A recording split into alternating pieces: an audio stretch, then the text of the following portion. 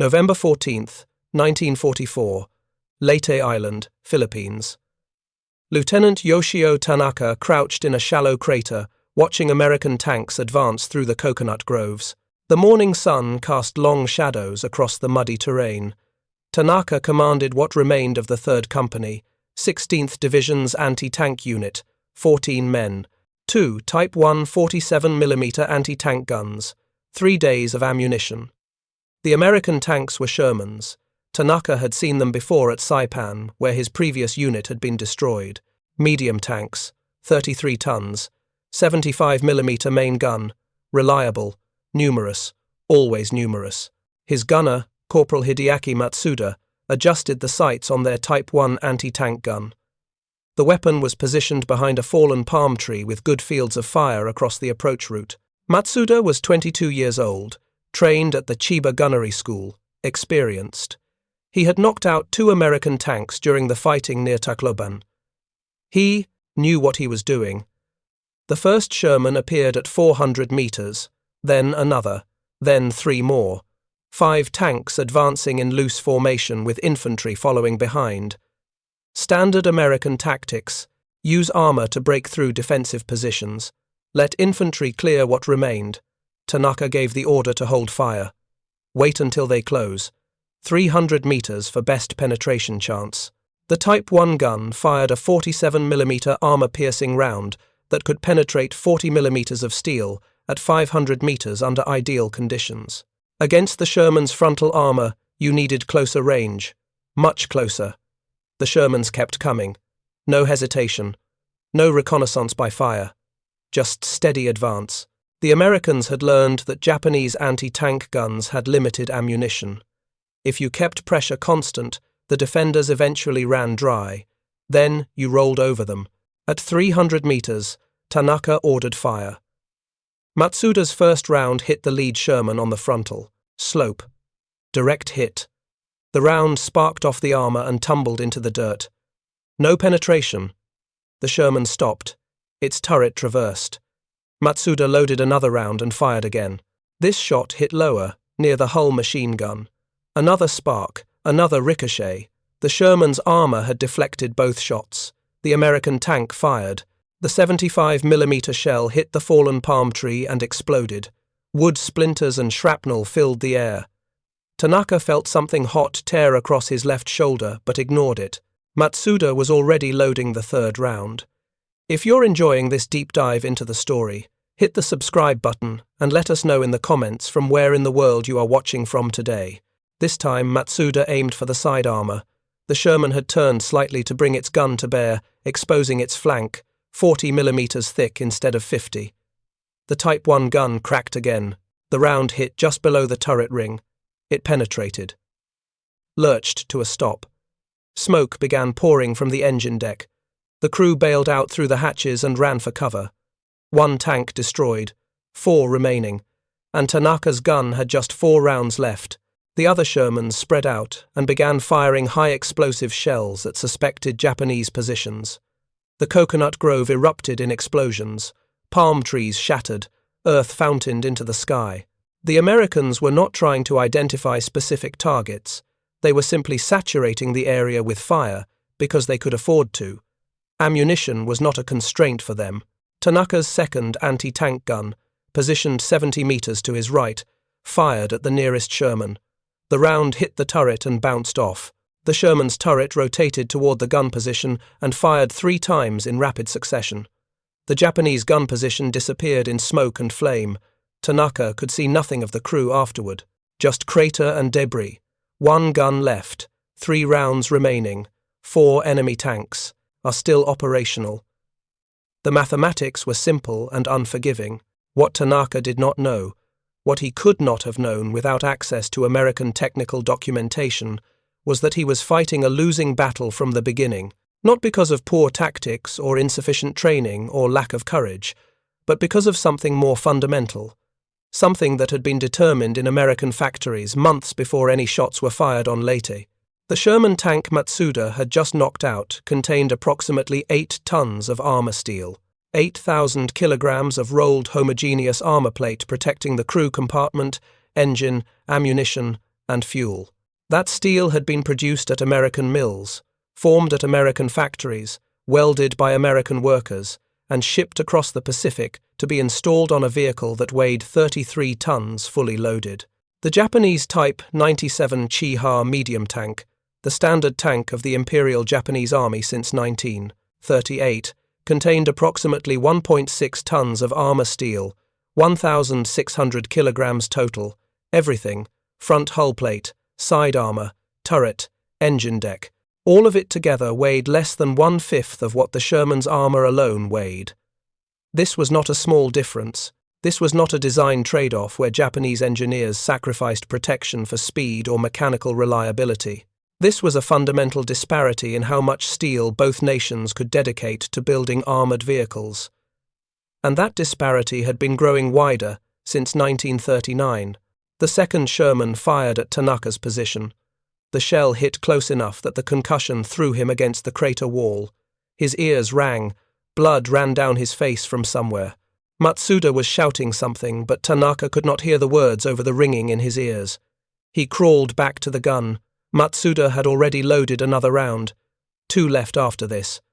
Tanaka wiped blood from his eyes and tried to assess the tactical situation.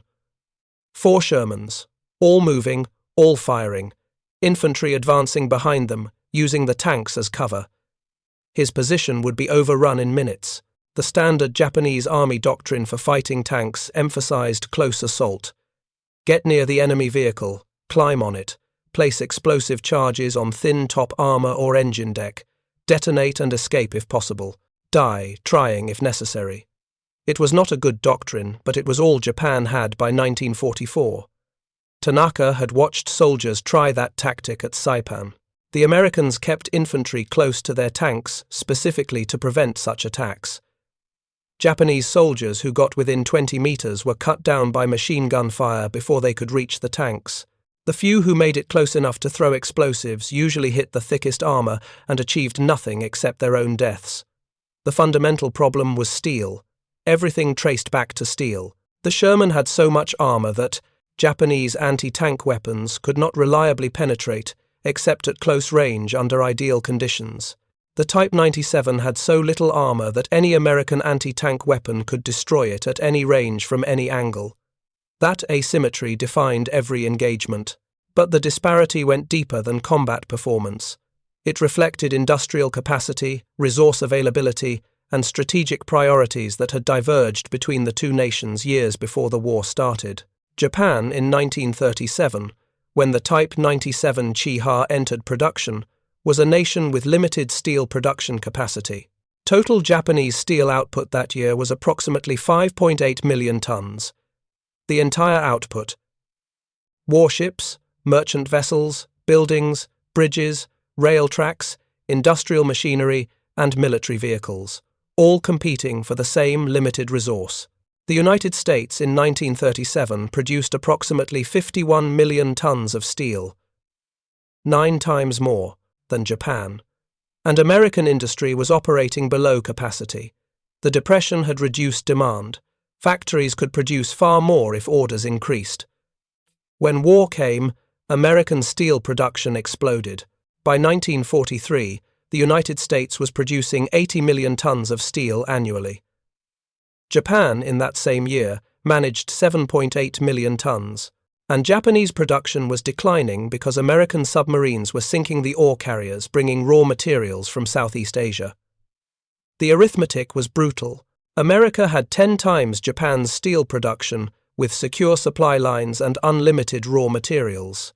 Japan had constrained production with supply lines under constant attack. Every Sherman represented steel that America could afford to use. Every Type 97 represented steel that Japan desperately needed for warships and aircraft, but had to divert to armored vehicles that were already obsolete before they reached the battlefield. Matsuda fired the 5th round at the closest Sherman. The shot hit the turret side at an angle and penetrated. The tank stopped moving. Smoke poured from the hatches. The crew evacuated quickly. 2 tanks destroyed. 2 rounds left. 3 Shermans advancing. American doctrine emphasized overwhelming firepower and mechanical reliability over individual vehicle superiority. The Sherman was not the best tank in the world. German Panthers and Tigers had thicker armor and more powerful guns, but the Sherman was reliable, easy to maintain, simple to produce in vast quantities, and adequately armored against most threats it would face. The design philosophy was pragmatic.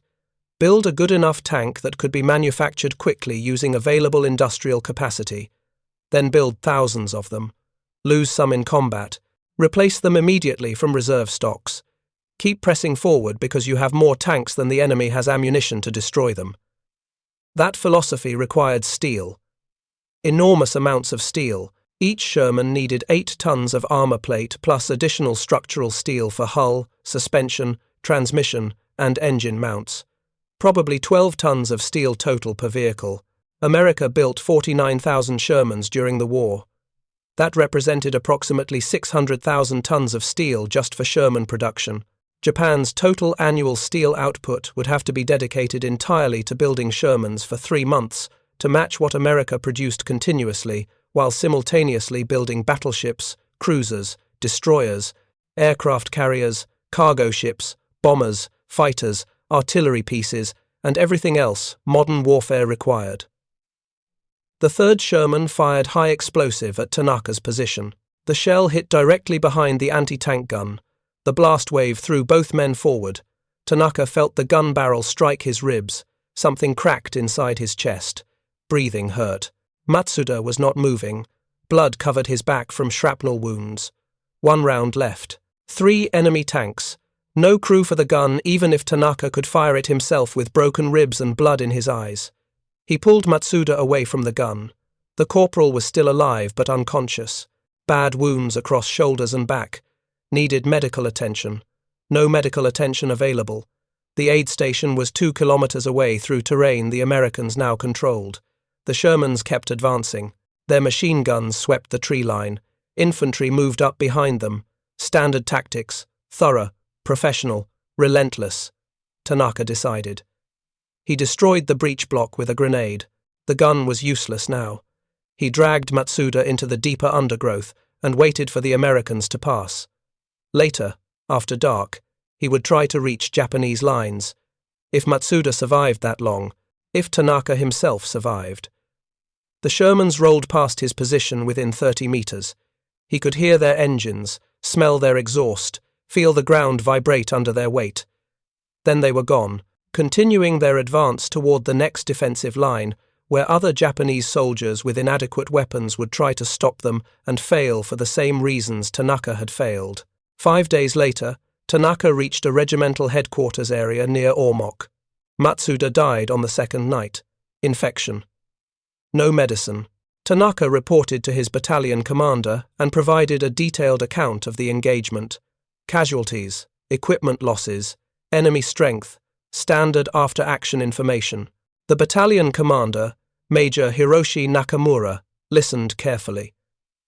Nakamura was 41 years old, a career officer, pre-war regular army. He had commanded tank units before his current infantry assignment. He understood armor warfare. When Tanaka finished his report, Nakamura asked one question. How many rounds did you fire at the Shermans before achieving penetration? Tanaka said his gun crew had fired 5 rounds total, 2 penetrations, both on side armor at close range. Frontal shots had no effect. Nakamura nodded. He had heard similar reports from other units. The Type 1 47mm gun could destroy Shermans under ideal conditions. Side shots, close range, experienced crew. But those ideal conditions were rare in actual combat. Usually, you got frontal shots at medium range under fire. And frontal shots did nothing against Sherman armor. He showed Tanaka a document that had arrived from division headquarters 3 days earlier, an intelligence assessment based on examination of captured American equipment and interrogation of prisoners. The document included specifications for the M4A3 Sherman tank, weight, dimensions, armament, armor thickness, engine power, everything. The armor specifications were detailed. Front hull, 64mm at 47 degrees from vertical. Effective thickness, approximately 90mm when accounting for slope angle. side hull, 38 mm vertical, turret front, 76 mm, turret side, 50 mm, engine deck, 20 mm, floor, 13 to 25 mm, depending on location.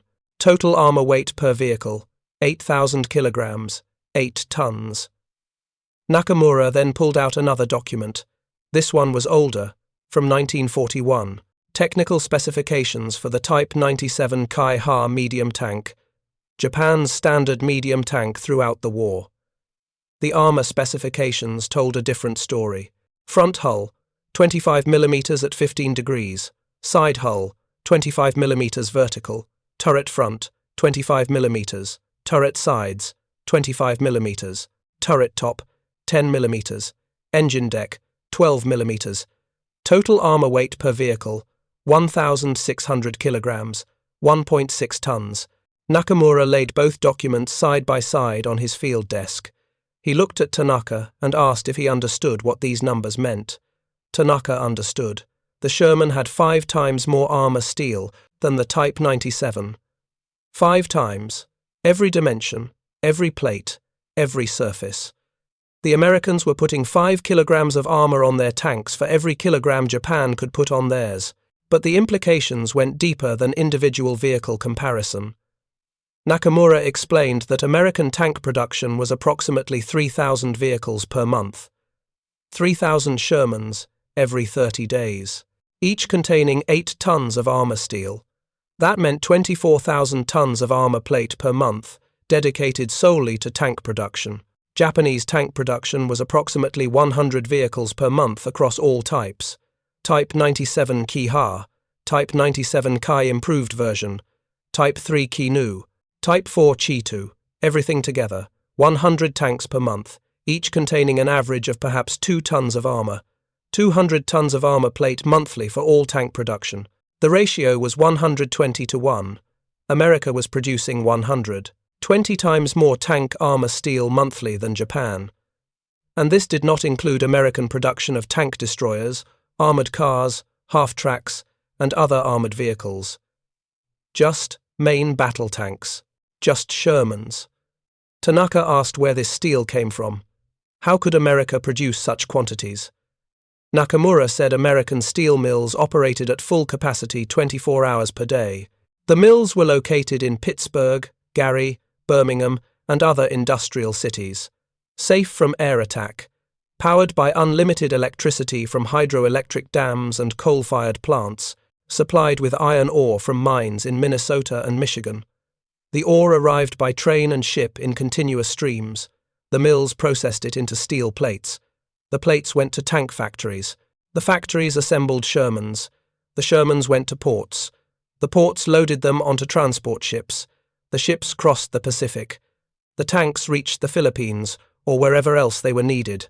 The entire system worked, like machinery. Input, iron ore and coal. Output, Sherman tanks, 30,000 per year, every year. For as long as the war continued, Japan had attempted to create a similar system. The results demonstrated why industrial warfare favored nations with large territorial bases and secure supply lines. Japanese steel production depended on imported raw materials. Iron ore from Manchuria and China, coal from Manchuria and northern Korea. The materials traveled by rail to ports. Ships carried them to Japan. Mills in Yawata, Osaka, and other cities processed them into steel. The steel went to factories. The factories built tanks. But every step was vulnerable.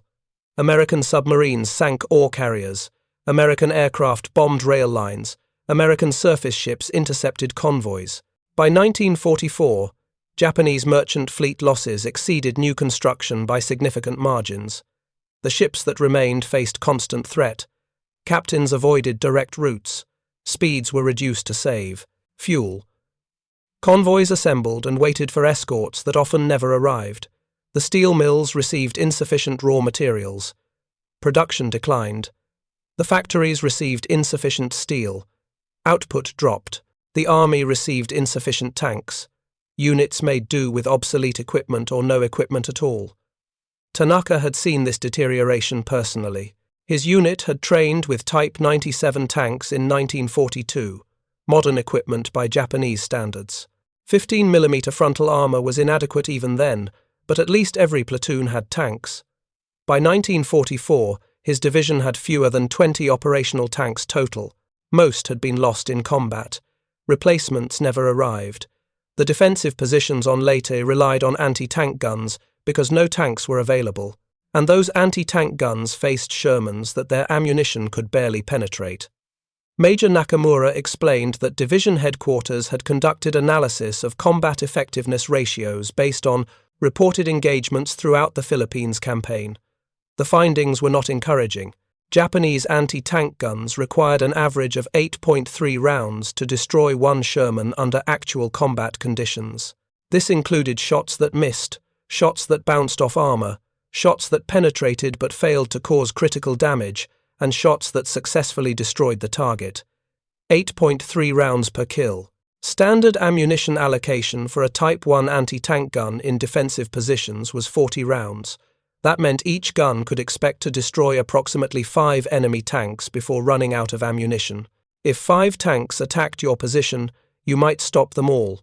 If 10 attacked, you would stop half. If 20 attacked, you would destroy 5, and the other 15 would overrun your position. The Americans routinely attacked with company strength formations, 14 to 17 tanks per company, 3 companies per battalion, supported by infantry, supported by artillery, supported by aircraft when weather permitted. They attacked in waves, 1st company, 2nd company, 3rd company, one after another, until the defenders ran out of ammunition and were destroyed. Japanese defensive doctrine emphasized holding positions to the death. Do not retreat, do not surrender, die fighting. It was not a doctrine designed to win battles. It was a doctrine designed to delay the enemy and inflict maximum casualties before inevitable defeat. Tanaka understood this. Every soldier understood this by late 1944. The question was not whether Japan would win. The question was how long Japan could continue fighting before complete industrial and military collapse. The steel disparity was visible in every engagement, visible in the thickness of enemy armor that turned aside Japanese anti-tank rounds, visible in the thinness of Japanese armor that American weapons penetrated easily, visible in the number of replacement vehicles the enemy brought forward compared to the 0 replacements Japanese units received.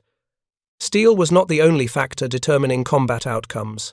Training mattered, tactics mattered, leadership mattered, but steel provided the foundation for everything else. You could not fight tanks effectively without adequate anti-tank weapons. You could not build adequate anti-tank weapons without sufficient steel for barrels, shells, and propellant casings. You could not build your own tanks without enormous quantities of armor plate, and Japan had no enormous quantities of anything except casualties and defeat. December 9, 1944. Manila, Philippines. Colonel Takeo Yamashita sat in an office at 14th Area Army Headquarters, examining documents captured from American supply depots during the retreat from Leyte. The documents included technical manuals, maintenance guides, production reports, and logistics inventories. Everything the Americans had left behind when their positions were briefly overrun in October. Yamashita commanded the armor section of 14th Area Army Staff. His assignment was to assess enemy capabilities and recommend countermeasures. Before the war, he had studied mechanical engineering at Tokyo Imperial University. He understood metallurgy, industrial processes, and manufacturing constraints. That technical background made the captured documents both informative and deeply troubling. One document was particularly revealing. A United States Army technical manual designated TM9-747, Maintenance Manual for the Medium Tank M4 Series, published in September 1944, 532 pages. Detailed specifications for every component, armor plate thickness and composition, engine specifications, transmission design, track configuration, fuel capacity, ammunition storage, everything a maintenance crew needed to keep Shermans operational. The armor specifications were listed clearly on page 47. Front hull plate, rolled homogeneous armor, 64 mm nominal thickness, hardness rating 300 to 350, Brinell, side hull plates, 38 mm nominal thickness, same hardness, turret front casting, 76 mm nominal thickness at centerline, turret side castings, 50 mm average thickness. The manual included a complete weight breakdown by component. Hull armor, 3,200 kilograms. Turret armor, 2,100 kilograms. Engine deck and floor plates, 1,800 kilograms. Suspension armor, 900 kilograms. Total armor weight, 8,000 kilograms. 8 tons. Yamashita had already known these numbers from previous intelligence reports. What struck him was how casually the manual presented them. No security classification, no attempt to obscure technical details. The Americans published complete specifications for their main battle tank in an unclassified maintenance manual distributed to every unit that operated Shermans. Thousands of copies, available to anyone. That casual transparency revealed something important about American industrial capacity. They were not worried about enemies learning their tank specifications, because the specifications themselves were not the source of American advantage. The advantage was their ability to produce these vehicles in quantities that made individual technical details irrelevant. Another captured document reinforced this conclusion, a production summary from the Detroit Tank Arsenal dated August 1944. The arsenal was one of several American facilities manufacturing Shermans. The summary reported that the facility alone had produced 1,127 tanks in July 1944, one facility, 1 month, 1,127 vehicles. The document listed monthly production totals going back to January 1942, when the arsenal began operations. The numbers showed steady expansion.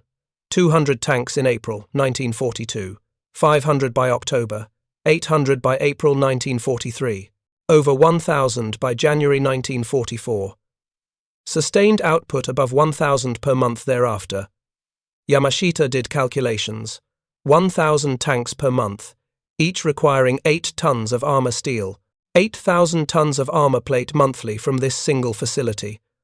Multiply by 12 months, 96,000 tons of tank armor annually, from one factory. The Americans had multiple tank production facilities: Detroit Tank Arsenal, Fisher Tank Division in Grand Blanc, Michigan, Pacific Car and Foundry in Renton, Washington, Prest Steel Car Company in Pennsylvania, Federal Machine and Welder in Ohio, Lima Locomotive Works in Ohio, each producing hundreds or thousands of tanks per year. Total American tank production in 1943 had been approximately 29,000 vehicles across all types. Sherman variants accounted for perhaps 21,000 of that total. 21,000 Shermans, each with 8 tons of armor, 168,000 tons of tank armor steel in 1 year. Japanese total steel production in 1943 was 7.8 million tons. The Americans were dedicating more than 2% of Japan's entire national steel output just to Sherman armor plate, and that was one American weapons system, one vehicle type. The Americans were simultaneously building battleships, requiring 15,000 tons of armor each, aircraft carriers, cruisers, destroyers, heavy bombers, fighters, artillery pieces, everything requiring steel in quantities Japan could not match. Yamashita pulled another document from the stack.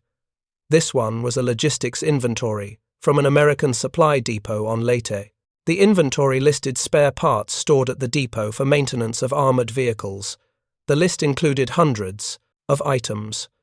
Track links, 15,000 units. Road wheels, 2,000 units. Transmission assemblies, 400 units. Engine blocks, 200 units. Armor plate patches for field repairs, 800 pieces in various sizes. 800 armor plate patches, just sitting in a supply depot, waiting to be welded onto damaged tanks. Each patch represented steel that could have built weapons for Japan. Each patch was treated by the Americans as expendable inventory, so abundant that hundreds could be stockpiled at a single forward depot without concern. The cultural and industrial differences were profound. Japanese Army maintenance doctrine emphasized careful repair and conservation of materials. Damaged armor plates were patched with whatever was available: thin steel sheets, concrete, sandbags, anything that might provide some protection. American maintenance doctrine emphasized replacing damaged components with new factory parts. If armor was compromised, weld on a new plate from depot stocks. If the engine was damaged, install a new engine. If the transmission failed, replace the entire unit. That approach required industrial capacity to produce spare parts in quantities that exceeded immediate needs. Build extra, stockpile forward, replace freely. Do not waste time on complex repairs when replacement is faster. Japan could not operate that way. Every component was precious. Every piece of steel had alternative uses. Repair everything. Use it until it breaks. Repair it again. Use it until it cannot be repaired. Then salvage usable parts and use those. The Americans were fighting a war of abundance. Japan was fighting a war of scarcity. That fundamental difference affected everything from tactical decisions to strategic planning. If you find this story engaging, please take a moment to subscribe and enable notifications. It helps us continue producing in-depth content like this. Yamashita drafted a report for General Tomoyuki. Yamashita, commander of 14th Area Army. The report summarized captured document findings and provided analysis of implications for defensive operations in the Philippines. The tone was professional and factual. The conclusions were grim. American armored forces operating in the Philippines possessed overwhelming material superiority in armor protection, firepower, and sustainability. Japanese anti-tank capabilities were marginally effective under ideal conditions and ineffective under typical combat conditions. American tank production exceeded Japanese total armored vehicle production by ratios exceeding 20-1. American armor steel allocation for a single vehicle type exceeded Japanese total steel availability for all military purposes by significant margins. Recommended countermeasures included enhanced use of obstacles and terrain to channel enemy armor into kill zones, concentration of anti-tank weapons at critical points rather than dispersed deployment, emphasis on close assault tactics, using pole charges and magnetic mines when anti-tank guns were unavailable or ineffective, acceptance that armor engagements would result in favorable outcomes for the enemy unless Japanese forces achieved significant tactical surprise or overwhelming local numerical superiority, neither of which was likely given current circumstances. The report ended with a paragraph Yamashita spent considerable time refining. The paragraph addressed strategic rather than tactical issues. It noted that material disparities of the magnitude observed in armored warfare were likely present across all categories of military equipment. If the enemy possessed 5 times more steel per tank, they likely possessed similar advantages in artillery, aircraft, warships, and other systems.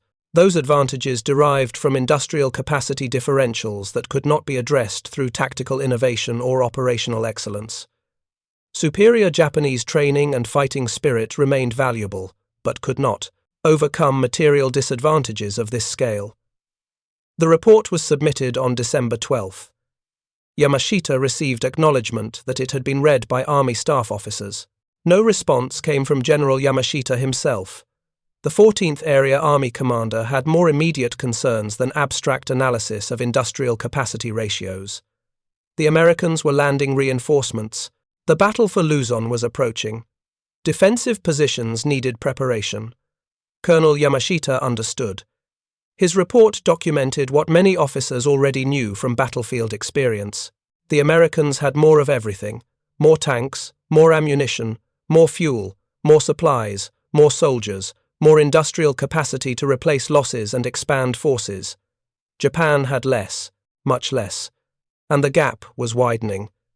3 weeks later, on January 9, 1945, American forces landed at Lingayen Gulf on Luzon's west coast. 250,000 troops, 350 ships, massive air support. The largest amphibious operation in the Pacific theater since the Leyte landings. Colonel Yamashita's armor section watched intelligence reports document American force composition. 7th Fleet provided naval gunfire support. 13th Air Force provided close air support. 6th Army commanded ground operations with the 1st Corps and 14th Corps. 4 infantry divisions in the initial assault waves. Another 2 divisions in reserve. Armor support included multiple tank battalions equipped with Shermans. Each Sherman represented 8 tons of steel. Each battalion had approximately 60 tanks, 480 tons of armor steel per battalion. Multiple battalions meant thousands of tons of American armor advancing across Luzon. Against Japanese defensive forces with perhaps 150 operational tanks total across the entire island. Most of those tanks were obsolete, Type 95s, with inadequate armor and weak guns. The mathematics were absolute. The outcome was predetermined. The only variable was how long Japanese forces could delay the inevitable. February 3rd, 1945. Clark Field, Luzon. Captain Masao Nakagawa crouched in a revetment watching Sherman tanks overrun Japanese positions along the airfield perimeter. Nakagawa commanded what remained of the 2nd Tank Regiment's 1st Company. 8 tanks when the battle started 5 days ago. 3 operational now, all Type 97 Chi-Ha variants. All inadequate for the mission. His tank, number 335, sat behind sandbags and wooden beams that provided minimal concealment. The other 2 operational tanks were positioned 100 meters to his left and right. They had agreed to hold fire until American tanks closed to within 200 meters. At that range, their Type 97's 47mm guns might penetrate Sherman side armor if they were fortunate. The Shermans approached in line formation. 7 tanks, infantry following behind, using the vehicles as moving cover. Standard American tactics. Nakagawa had fought Americans before at Batangas. He knew what would happen. The Shermans would fire high explosive at suspected positions. The infantry would advance. Japanese positions would be overrun. Survivors would retreat or die fighting. At 220 meters, the leftmost Japanese tank fired. The round hit Sherman's frontal armor and ricocheted skyward. No damage. The Sherman stopped, rotated its turret, and fired 3 75mm rounds at the Japanese tank's position. The 3rd round penetrated the Type 97's thin armor. The tank exploded. Ammunition detonation. Crew killed instantly. 2 Japanese tanks remaining. 7 enemy tanks advancing. Nakagawa ordered his gunner to target the Sherman on the right flank. Wait until it turns. Fire at side armor. The gunner, Sergeant Kazuo Ito, was an experienced tanker. He had served with Nakagawa since Malaya in 1942. He knew the Type 97's limitations. He waited for the right shot. The Sherman turned slightly to avoid a crater. Its side armor faced Nakagawa's position for perhaps 3 seconds. Ito fired. The round struck just behind the front drive wheel. Penetration. The Sherman stopped moving. Smoke emerged from hatches. Crew evacuated. 1 tank destroyed. 6 remaining. The other Shermans converged on Nakagawa's position. Multiple high-explosive rounds hit the sandbags and wooden beams. The revetment collapsed. Nakagawa felt the tank lurch sideways as the suspension was damaged. The engine still ran, but the vehicle could not move. They were immobilized. Ito loaded another round. Nakagawa traversed the turret manually because the power traverse was not functioning. He aimed at the closest Sherman. Range, 150 meters. Target moving slowly. He fired. The round hit the Sherman's front slope and bounced harmlessly away. The Sherman fired back. Its 75mm shell hit Nakagawa's turret directly. The Type 97's 25mm turret armor offered no resistance. The shell penetrated, killing Ito instantly. Nakagawa was thrown against the turret wall. His left arm was broken. Blood covered his face from head wounds. He heard his driver, Private Yuki Sato, screaming from the hull. The driver's compartment was on fire. Sato was trying to open the hatch, but it was jammed. Nakagawa climbed down from the turret, pulled Sato from the driver's position, and pushed him through the turret hatch. Both men escaped as flames engulfed the interior. They ran toward the tree line as American machine guns fired. Sato was hit twice and fell. Nakagawa kept running with his broken arm hanging uselessly. He reached the trees and collapsed. From his position, He could see the third Japanese tank burning. The crew had not escaped. 7 Shermans sat on the airfield perimeter, engines idling, crews scanning for remaining threats. American infantry was advancing through the Japanese defensive positions, clearing bunkers, eliminating resistance. The battle for Clark Field was over. Japan had lost. America had won. The story was the same everywhere. Superior numbers, superior equipment, superior logistics, superior industrial capacity, producing the steel and machines that dominated every engagement. Nakagawa spent 2 days hiding in the jungle before Japanese patrols found him. They took him to a field hospital, where medics set his broken arm using bamboo splints and cloth wrappings. No plaster, no proper medical supplies, just improvisation with available materials.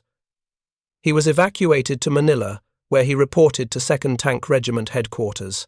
The regimental commander, Colonel Shizuo Yokoyama, listened to his account of the engagement at Clark Field.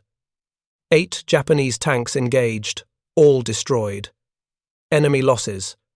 2 Shermans knocked out. Both were recovered by American salvage crews and probably returned to service within days after. Repairs.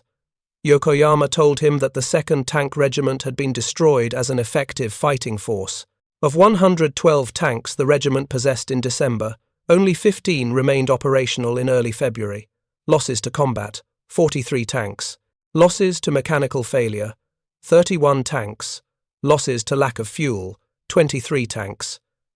The remaining 15 tanks had insufficient ammunition and fuel for sustained operations. The Americans had brought their tank units back to full strength multiple times during the same period. Replacements arrived regularly from depot ships offshore. New tanks, new crews. Continuous flow of equipment maintaining combat effectiveness despite losses. Yokoyama showed Nakagawa a document that had been circulated among senior armor officers. The document was a translation of an American after-action report from a Sherman battalion that fought on Leyte. The report described combat operations, casualties, equipment losses, and logistics. Support. One section caught Nakagawa's attention. The battalion had lost 11 Sherman tanks destroyed in combat during November 1944.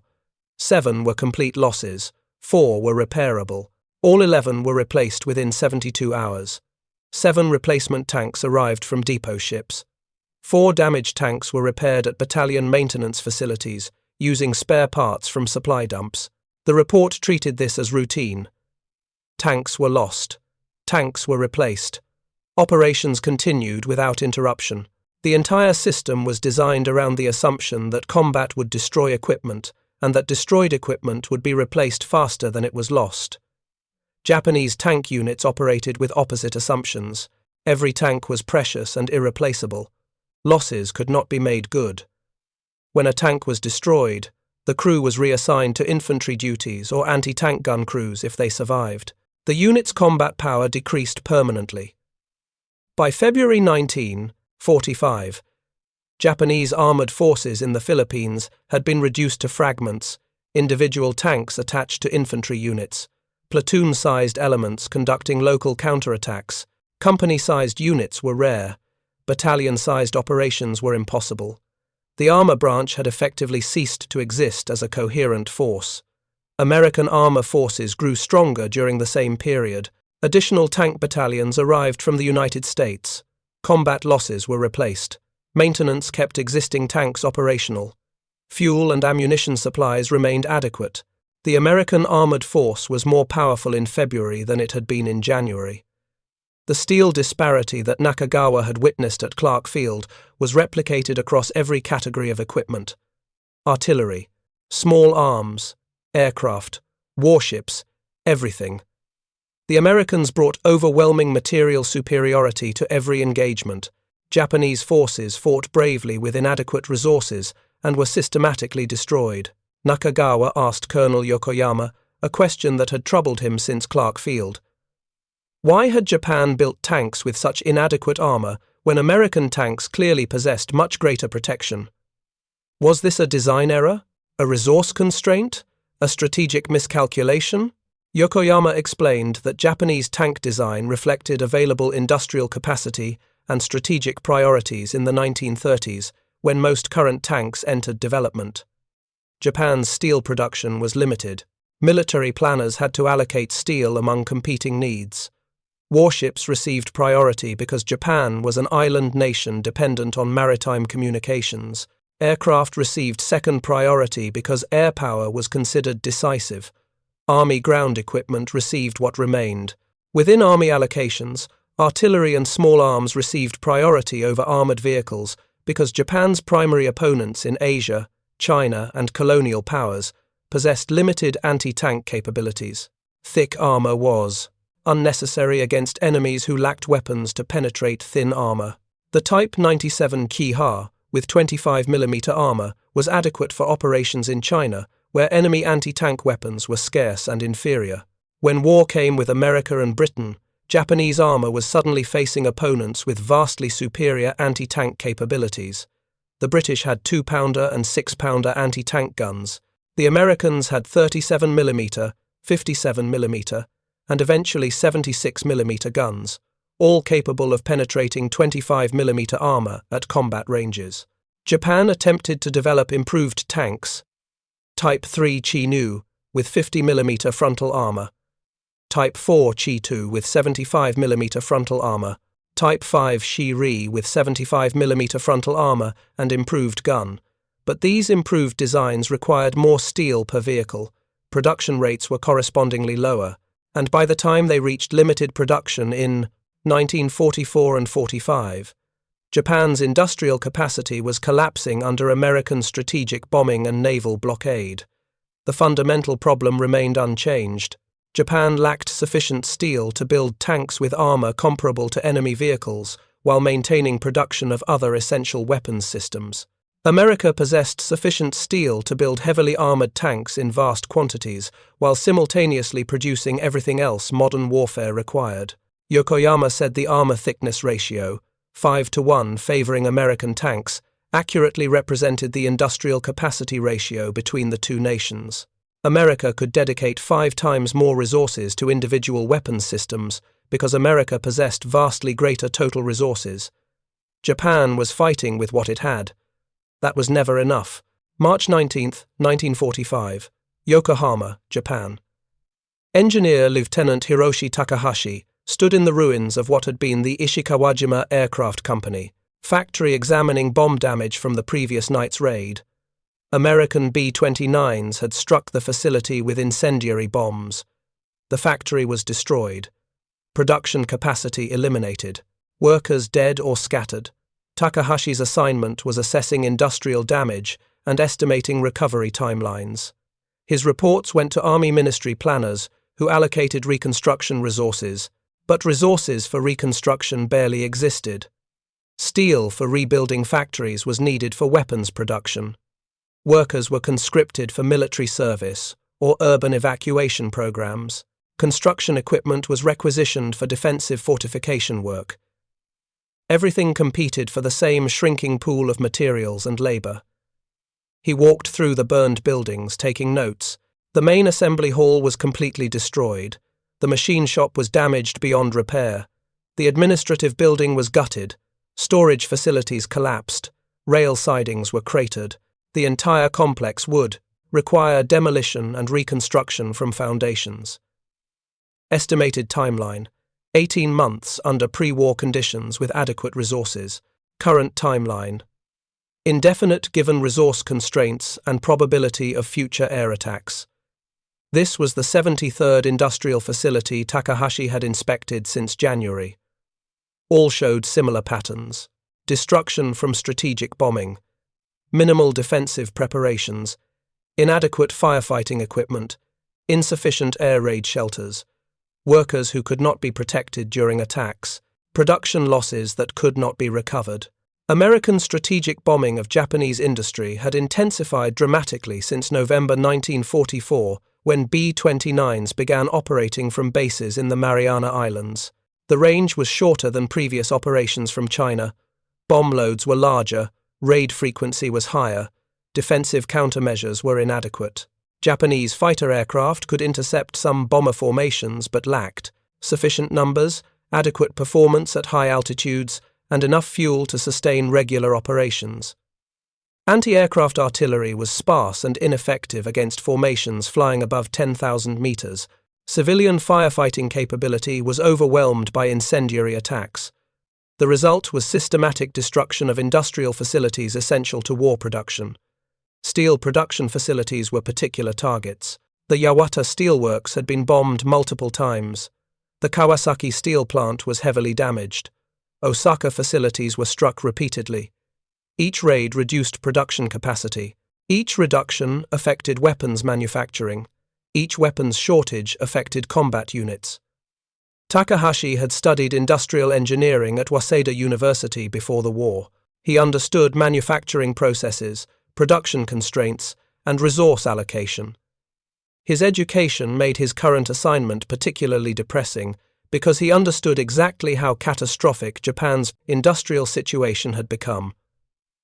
The numbers were stark. Japanese crude steel production in 1944 was approximately 5.9 million tons. This represented a decline from 7.8 million tons in 1943.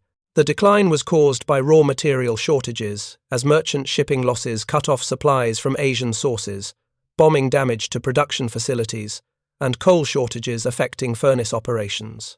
American steel production in 1944 was approximately 89 million tons, 15 times Japan's output, produced in facilities safe from enemy attack, supplied with unlimited raw materials from domestic sources, operated by skilled workers who were not subject to military conscription until late in the war.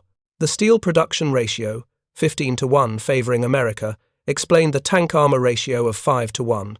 America was dedicating 1/3 of its steel advantage to building more heavily protected individual vehicles. The remaining 2/3 went to building more vehicles, more ammunition, more ships, more aircraft, more everything. Japan could not compete. The industrial base was too small. The resource supply was too constrained. The strategic position was too compromised. Every month the gap widened. American production increased. Japanese production decreased. The mathematics pointed toward inevitable collapse. Takahashi wrote his report on the Ishikawajima facility. Total loss. No reconstruction possible with available resources. Production capacity permanently eliminated. He estimated that similar assessments would apply to dozens of other facilities damaged in recent raids. Japan's industrial capacity was being systematically destroyed. War production would decline continuously. Equipment losses could not be replaced. Forces in the field would fight with diminishing resources until defeat became absolute. His report was filed with dozens of similar assessments. Staff officers read them. Planners incorporated findings into production forecasts. Resource allocations were adjusted downward to reflect reduced industrial capacity. The machine of war continued functioning, but with declining effectiveness and accelerating deterioration.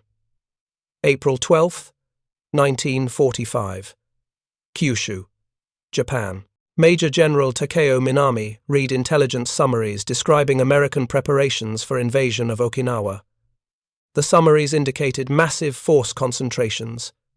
Naval forces exceeding 1,000 ships, ground forces exceeding 180,000 troops, air forces, including thousands of carrier-based and land-based aircraft.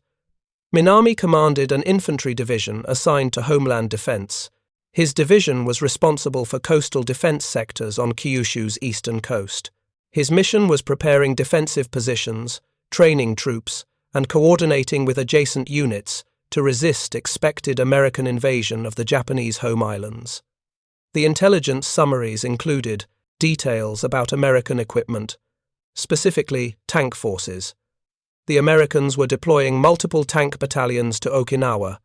Each battalion had Sherman tanks. The summaries estimated at least 300 Shermans would participate in the Okinawa operation. 300 tanks, each containing 8 tons of armor steel, 2,400 tons of tank armor, just for one operation, an operation that was preliminary to the main invasion of Japan's home islands. Minami calculated what his division possessed for anti-tank defense: 40 Type 1 47mm anti-tank guns, 12 Type 94 37mm anti-tank guns, various improvised weapons including pole charges, magnetic mines, and aircraft bombs rigged as buried explosives. No tanks, no armored vehicles, just infantry with insufficient anti-tank weapons. His division was expected to fight 300 American tanks with 52 anti-tank guns. The mathematics were simple. If each gun destroyed 6 tanks before being knocked out, which was optimistic given combat experience reports, the division might destroy 312 enemy tanks total, but the Americans would bring replacements, and more divisions with more tanks, and naval gunfire support, and air support, and unlimited ammunition. Japan's defensive strategy for homeland defense emphasized sacrifice and determination. Every position would be defended to the death. Every soldier would fight until killed. The goal was inflicting maximum casualties on the invasion forces to make America reconsider continuing the war. But sacrifice without adequate weapons was just death without purpose. Dying courageously did not stop Sherman tanks. Determination did not penetrate 8 tons of armor plate. Fighting spirit did not overcome 5-to-1 material disadvantages. Minami understood this clearly. He also understood that expressing such thoughts would be considered defeatist, so he prepared his division for combat using available resources. He ordered defensive positions constructed with emphasis on concealment and interlocking fields of fire. He directed anti-tank guns placed where they could engage enemy armor at close range under favorable conditions. He organized infantry units for close assault operations using pole charges and magnetic mines when anti-tank guns were unavailable. He did everything possible with inadequate resources against an enemy with overwhelming material superiority, and he knew it would not be enough. The steel that American workers had poured into Sherman tanks in Detroit and Pittsburgh would reach Japanese shores as armored spearheads of an invasion force that Japan could not stop. The armor thickness that Japanese tankers had observed with horror on Leyte and Luzon would protect American crews as they advanced across Japanese territory. The industrial capacity that produced 8 tons of armor per vehicle would continue producing thousands of vehicles until Japanese resistance ended completely. May 8, 1945, Tokyo, Japan. The war in Europe ended. Germany surrendered unconditionally. The news reached Japan through neutral sources and Allied radio broadcasts. Army Ministry staff officers analyzed the implications. With Germany defeated, America and Britain could redirect forces from Europe to the Pacific. Additional divisions, additional air wings, additional naval forces. The invasion of Japan would be even larger than previously estimated. Material superiority that had crushed Germany would now focus entirely on Japan. The steel production that built Sherman tanks for Europe would now build Sherman tanks for the Pacific. The industrial capacity that overwhelmed German defenses would now overwhelm Japanese defenses. One staff officer, Colonel Saburo Hayashi, drafted a memorandum analyzing Japan's strategic position. The memorandum noted that German defeat demonstrated the futility of fighting against enemies with vastly superior industrial capacity. Germany had possessed strong military traditions, excellent tactical commanders, advanced weapons technology, and determined soldiers. None of those advantages prevented defeat when confronting opponents who could produce more tanks, more aircraft, more ammunition, and more of everything than Germany could destroy. Japan faced the same equation. Superior fighting spirit could not overcome material disadvantages of the magnitude currently facing Japanese forces. The steel that the American industry dedicated to tank armor alone exceeded Japan's entire steel production capacity for all purposes. That disparity was symbolic of larger industrial capacity differences that made Japanese victory mathematically impossible. The memorandum recommended seeking negotiated settlement, while Japan retained some bargaining position. Continuing the war would result only in additional destruction and casualties, without changing the inevitable outcome. The memorandum was read by senior staff officers. It was discussed quietly in private conversations. It was not acted upon. The institutional momentum toward continued resistance was too strong. The political framework did not permit acknowledgement that the war was lost. The military culture emphasized fighting to the end, regardless of circumstances. So the war continued. American forces advanced. Japanese forces resisted. Steel poured from American factories into weapons that crushed Japanese defenses, and the disparity that Japanese engineers had discovered in captured Sherman tanks, 8 tons of armor versus 1.6 tons, remained the symbolic representation of an industrial gulf that Japan could never bridge. Thank you for watching. For more detailed historical breakdowns, check out the other videos on your screen now, and don't forget to subscribe.